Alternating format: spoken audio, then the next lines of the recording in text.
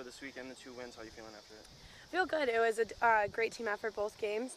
Sunday took a little longer score than we would have liked, but we created some great chances, did some good things. Defense played great.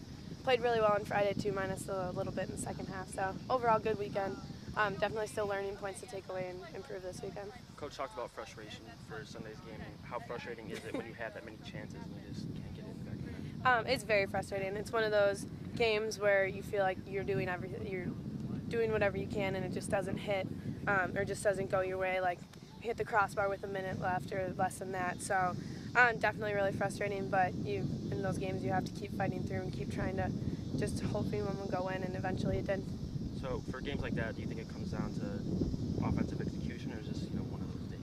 I think it definitely comes down to offensive execution, because when we watch film, I'm sure we'll notice it, but there's some of our decisions in the final third weren't great. We had some good build-ups, and then our last final pass wasn't what it needed to be, or our shooting choice, surface choice. Like there's a lot of decisions we could have done otherwise. And I think part of that was mental fatigue. We were tired, we were getting frustrated, so I think that played a part in it. But it was just one of those days, and you just have to keep fighting through and then finally execute when you get a chance. Obviously, the defense has been great so far. Only 4 goals allowed compared to last year. I think it was like 11. But on the other side of that, I think at this point last year, you guys had 17 goals compared to like 7 this year. Do you think there's been any drop-off, or you're not concerned about that? No, I'm not really concerned about it. I think we're creating a lot of chances. I think we're also having a little bit more possession at times, so I'm not really worried about it. This team is great offensively. I think we do have a little bit stronger defensive focus at times just because of last year, but we're still finding a way to win games, and even if we're not winning 5-0, 4-0, we're winning 3-1 or 1-0 or something like that, so no worries there. Yeah, so Sunday was an away game, and then you guys have away games for a good part into September. What do you do to kind of prepare and make sure that the travel fatigue doesn't get to you?